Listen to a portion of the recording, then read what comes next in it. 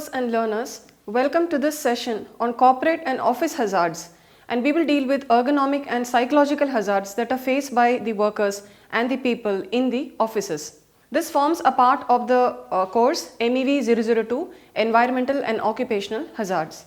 I introduce myself as Dr. Sushmita Bhaskar, working in the discipline of Environmental Studies at the School of Interdisciplinary and Transdisciplinary Studies, Indira Gandhi National Open University, New Delhi.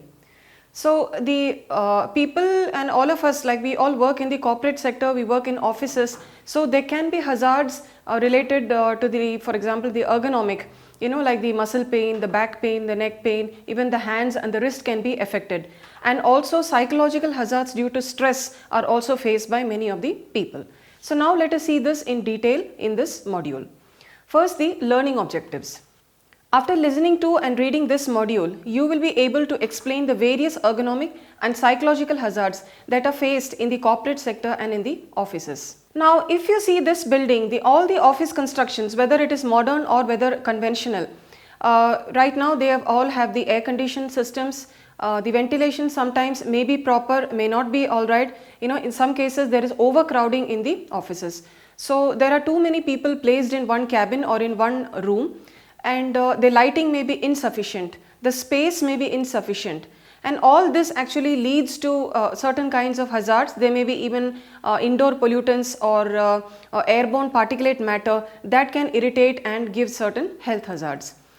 In the same way, the office constructions, normally you need to have a building, whenever it is constructed, you need to have a 60 to 40% wall is to window ratio. That gives sufficient cooling also for the building and sufficient warming during the winter months, and there is sufficient amount of light also, that is a required amount of light that is entering a building. Now when you have offices like this which is made full of glass, and especially India, our country, it is a tropical country, and we have the solar heat and the sunlight throughout the year, and this will actually give rise to more heat in the offices. That will again lead to using your air conditions for longer, that is you need to cool your buildings and offices for longer time, and that is also not very good for the human system. So like recurrently if you keep warming and cooling your system, it is not good for the system. Now in the same way, crowding in the offices, there are bays that is categorized as 1 bay, 2 bay or the 3 bay cabins, and if it's just a 1 bay cabin and if 4 or 5 of them are seated over there, for example the office assistants and the technical people, in sometimes even the faculty, because of the stress and no availability of space, we are forced to work together in one cabin. In this case again you may be spreading infectious diseases and infections from one to another, because there can be biological agents that are going around, and then cleanliness and sanitation also plays an important role. So these are some of the hazards that are faced when there is overcrowding in the office cabins. Then the computers and technology. Now when you sit in front of the computers or use any technological gadget, for example, you are spending long hours sitting in front of the screen. Now do you think that will cause good, or do you think that will give rise to some bad health effect on yourself? So yes, true, it does give you some effect on the eyes, on your neck. You can have eye strain, and sometimes everything will appear dizzy and like muddled on the screen. That is because the eye muscles are getting weaker, and they are not able to face so much of light that is entering the eye. So maybe the lighting needs to be all right, you need to dim, lower or increase the intensity of light accordingly, how much you require. And long sitting hours also we need to refrain from such hours. You need to take certain break. If like sometime you're sitting in front of the screen, then you need to go around, you need to do some other work and so on. So this will reduce the stress of this computer strain on the eye and on the human body. Then stress and peer pressure. So there is a lot of stress and pressure from your peer or from the boss and from your supervisors, all this to perform better, so that the company or the output is better for the organization. So we tend to work hard, and that again gives stress. It can increase the blood pressure, it can give rise to higher sugar levels and diabetes and so on. So all these are certain hazards that are faced in the office sector.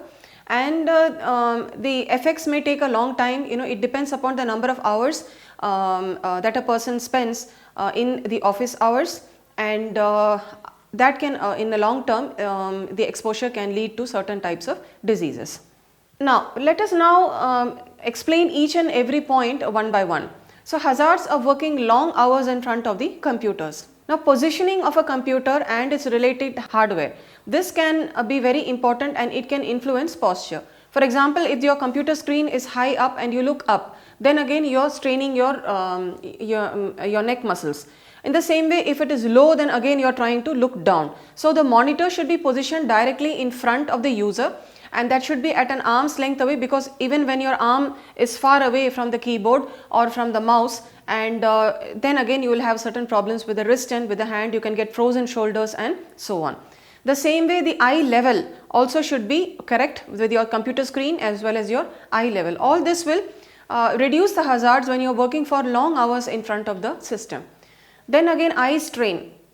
When you are staring at the screen for long hours, you can get certain blurry images. You can see that the screen appears muddled and blurry, and in some cases your eyes may be sensitive, like some of you may be wearing spectacles, and some of them may also be facing from the near vision as well as the far-sighted vision. So in that case, progressive lens and all that is used, and the eye muscles are put to strain. And post-operative also, the people need to work less on the systems, because even cataracts and all that are developing at a very young age, only because of overexposure to such kind of radiations from the screen and from the systems. So this can lead to too watery eyes, it can lead to too dry eyes, it can lead to headaches, and it can also lead to a sore neck.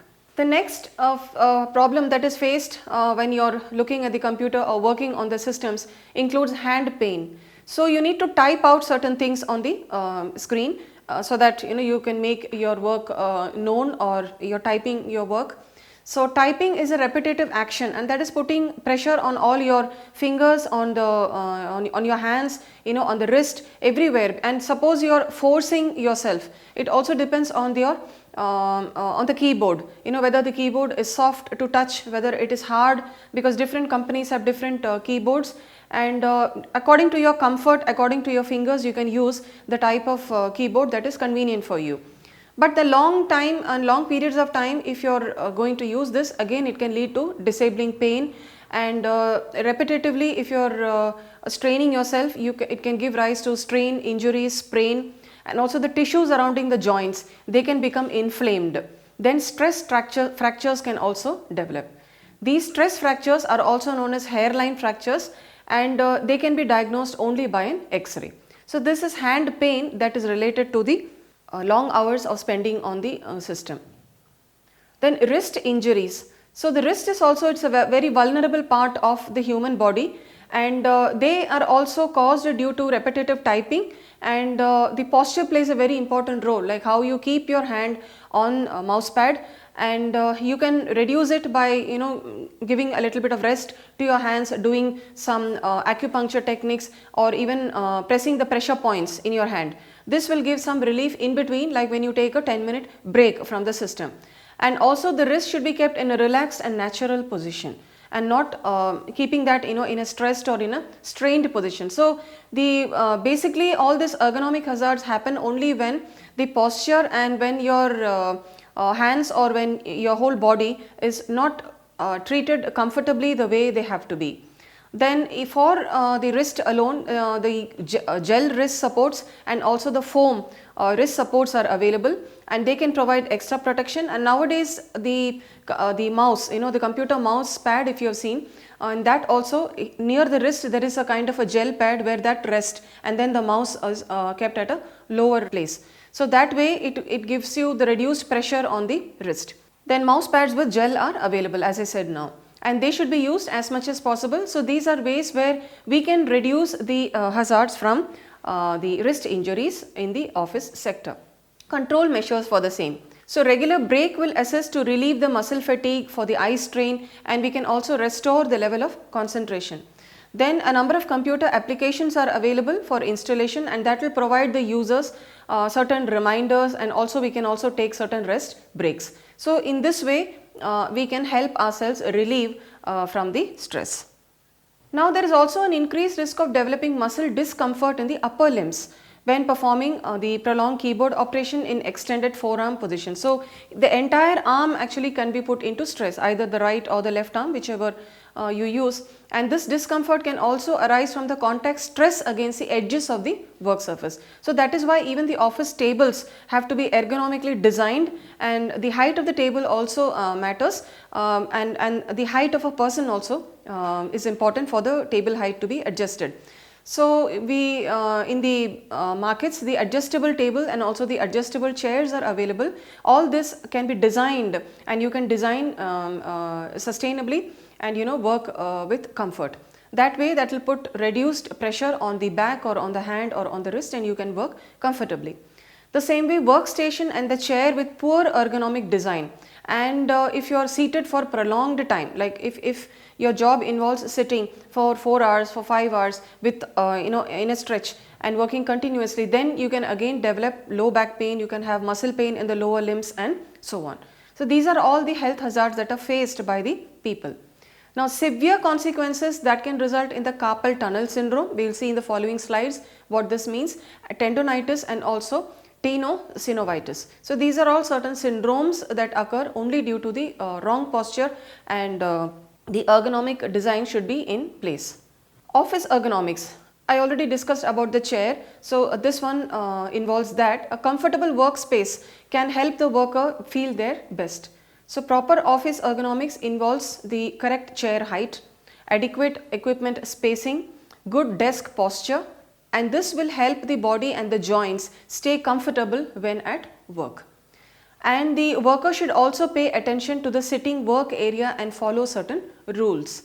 And again, you need to declutter your table, declutter your entire working area, so that will also help you to work in a better and friendly environment. Now coming on to specifically the chair, everyone's height and the body, the structure will be different. Body metabolism is also different. So in some cases, people may need a chair which needs a cushion or a support for their back, for their thighs, or for other parts of their body, so that they don't have any pain. So you need to choose a chair that is supporting your spinal nerves, sciatic nerves and so on. Adjust the height of the chair so that your feet also can flatly rest on the floor, and in case your feet are touching the floor, or you're too tall, in that case you can even have certain footrest so that the feet and the legs are also not put on pressure. The same way, the thighs also should be parallel to the floor. Like too long when you're knotting your knees, or when you're folding your knees, putting them one on top of the other, this can also stress one leg, and it can give rise to like varicose veins, obesity and so on, when you're stationed for a long time in your seats. Then again, you need to adjust your arm rest so that your arms are gently resting on them with your shoulders on a relaxed position. So these are some ergonomic posture notes that you need to take down while working in the office sector. Now key objects. Objects like your telephone, your stapler or any other stationary materials, your printed material, you need not keep them very close to your body, but you can spread them out on the table, and again you can keep them at a distance where you can actually reach them safely.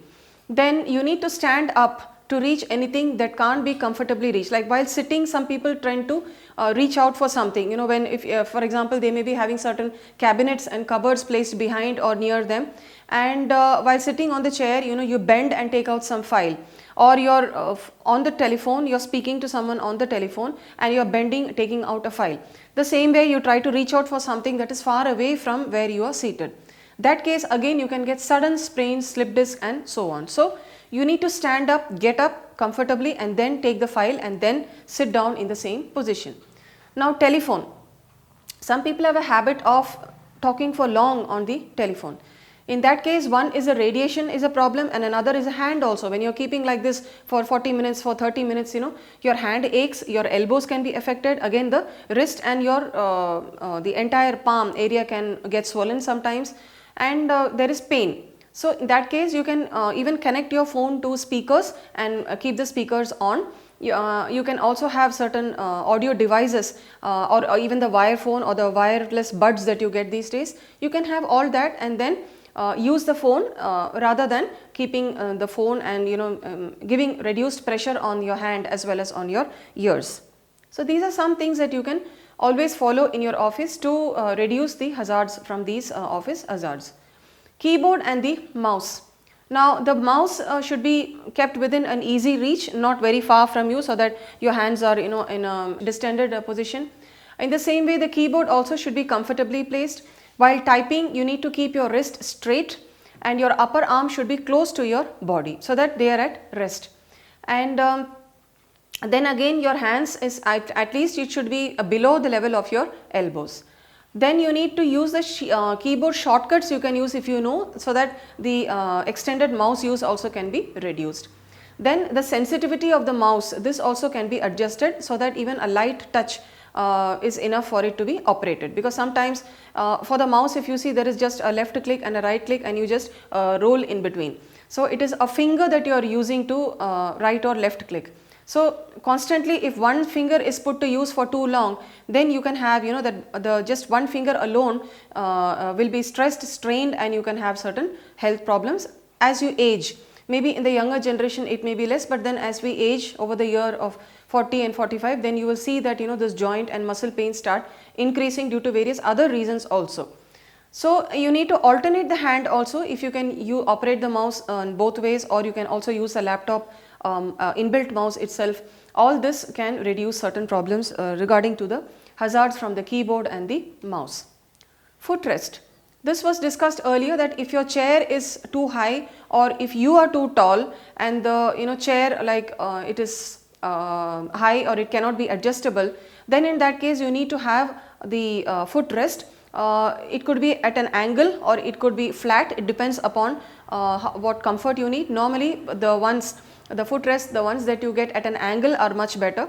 And nowadays you even get the footrest with certain massage elements in it. So if you can even take out your shoes, you can take out your slippers, and if you keep them, that gives you a massage effect, and that when the foot nerves and the foot cells are kind of activated, then the entire body feels at rest. And these are some principles of acupuncture and the acupressure points. Now here again, if the footrest is not available, sometimes it may not be available. In that case, you can use a small stool, and that way also you can reduce the stress on your foot and on your legs and thighs, on your calf muscles also. Desk. Now in the many of the offices, especially in the very old and conventional ones, you may find that the tables are not conveniently designed. The chairs also may not have those cushion seats. They may be the old wooden chairs. So if those of you who are not used to sitting on hard surfaces or have certain other problems related to piles or metabolic disorders, then in that case you need cushioned seats. So the cushions can be purchased and then you can make those chairs comfortable. Now in the same way, the tables, they may be the old metal tables or the ones that have sharp edges, that can prick, and they may be rusty. So many problems are there. So you need to rectify these things. But actually when you're if you are designing your office space, and if it is in your control, when you're working for long hours, then getting a table which is ergonomically designed will prove fruitful in the long run. So if you see this design, you see that the table is placed diagonally, and there's a wide range, and your chair can actually rotate and you can move from one end to the other, and all your things could be equally and spatially distributed also on the table. For convenience, there will be decluttering, and there will not be any confusion of any kind when picking up certain papers or sticky notes and so on. So now under the desk also, you need to see that there is decluttering, that your knees, thighs and feet, there is clearance for all this, and if the desk is too low, then we cannot adjust it. Again, your knees can hit the desk. So these things are some things that you need to keep in mind, that the desk is also very important, and normally and necessarily we should not store any items under the desk. You know, an office desk which is clear of those cabinets in the desk itself would be better, so that your legs and the body has free space to move about. Coming back again to the monitor adjustment, you know, this figure, it shows you the viewing distance, the viewing angle, then the lumbar support that is required for especially the lower back. You might have seen many of the people, you know, they have the problems, and they end up with the orthopedic doctors, and they say that, you know, I have a low back pain. So how does this low back pain actually arise? So the monitor should be directly in front of you, an arm's length away. The top of the screen also, you know, all this, the angles need to be maintained, and the monitor should be directly behind your keyboard. Then you see the thighs and that alignment, the knees, you know, at what angle and what, again the adjustable height of the chair. These are important things. The wrists have to be straight. So this figure well demonstrates how you need to sit when working in the office, and if you seen, the legs are also placed on a footrest. This again is another figure where the head is upright and the eyes are looking slightly downward without bending the neck. The wrist is in a neutral and straight position. The thighs are horizontal, you should not put them one on top of the other. The feet are supported well on the ground or as you desire, and the back rest also. Either the chair itself should have the proper spinal curve arrangement, you know, which is supporting the natural curves of the back, or you need to support yourself using certain cushions. You even have the contour cushions these days. The exercises in office, this is very important. So stretching and exercises, this will help the injuries, and it will increase the blood flow. It will allow individuals to change posture, and this will also allow to strengthen and the back muscles and also the abdomen. Now exercises that increase the balance and strength, you can reduce the risk of falling and injuring the back, and also yoga and weight bearing exercise. These are also some important things that could be followed. Now for the healthy adults, the World Health Organization recommends at least 75 minutes a week of vigorous aerobic activity, or 150 minutes a week of moderate aerobic activity. So this should be spread out a week. You can do it maybe twice a week, thrice a week, depending on the time and availability. Now coming on to the psychological hazards, these are also very important hazards that are faced by the people in the offices, and it normally occurs with people who work under stress, develop headache, they have stomach and intestinal disorders, sleeping disorders, it leads to anxiety, depression and so on. And because of high stress, that can lead to high blood pressure, diabetes and also other cardiovascular diseases. Now work related stress, sometimes, you know, like you are not able to give the required output, you get frustrated, you start throwing off your files and your papers, you know, because stress is a response that people may be having when they are presented with the work demands and pressures that are not matched to their ability, that are not matched to their knowledge, and they challenge their ability to cope up. And they are also sometimes compared with their peer group, with their friends, and this creates a certain stress. Individual to individual sensitivity also differs and matters. So it occurs in a variety of work circumstances, and pressure is unavoidable in any office environment because the demands of the contemporary work environment is so. Work stress. So the pressure becomes excessive. Now normally if you have seen, you know, the technical assistants, the personal assistants, they are all under tremendous stress, like every minute, every second they are recording some event or the other, or they need to, you know, arrange for meetings, arrange for conferences, and it is really high pressure. The same with other professions also. So when the pressure becomes excessive and it is unmanageable, then it leads to stress and it can seriously damage an employee's health.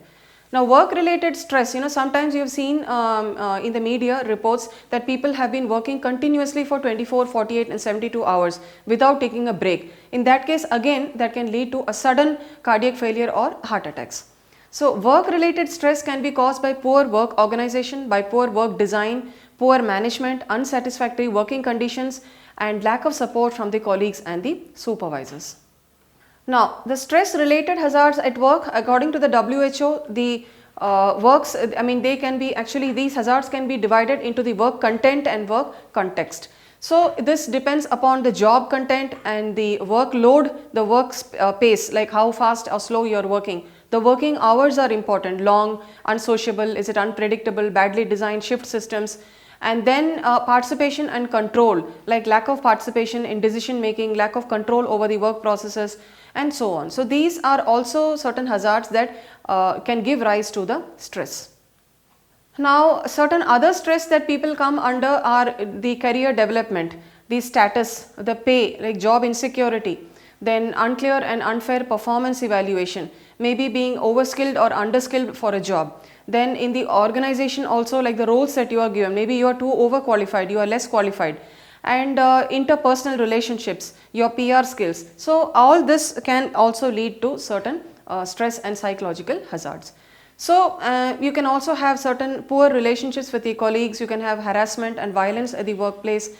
So that's why the work and life balance, when you need to work, you need to balance your work and family, and the domestic problem should not be taken to work, and the work problem should not come home. So the organizational rules and policies are also very important to support a healthy working environment. Now, we can manage stress by developing healthy responses, then tracking your stressors, and also do exercises and yoga of any form. Then you can establish boundaries, like you need to know when you need to respond to your mail, respond to your mobile or work. Again, you need to avoid bringing the office work home. Then you need to take time to recharge, go for certain vipassana or vacationing with your family, and then doing some hobby, gardening, painting, all these can also be stress relievers. Then you need to relax, taking some time out for meditation, breathing exercises, mindfulness, then participating in certain other discussions with meaningful people in your life. Then talking to your supervisor, like getting the best situations as to how well you can work in for the productivity of yourself as well as to the employer. Finally, you need to get support from your family, from your friends, and being together and being accepted as a part, accepting yourself also, that acceptance should come from within, and inner transformation also comes from within. So that way you can manage your stress better, and professionally as well as personally, that will help you to perform better. So dear learners, this module focused on the ergonomic hazards and the psychological hazards that are faced by the people working in offices and in corporate sectors, and we have given you all the list of the hazards that are faced by them, from the technology and the stress that they can face. And though we feel that the office hazards are relatively less, and it is a very comfortable building where people work compared to the physical labor and other sectors, but still again the office hazards also pose a major threat for millions of people all over the world. And there are certain ways how we can control and take out time for ourselves and relieve ourselves from stress and these hazards. Thank you for your patient listening.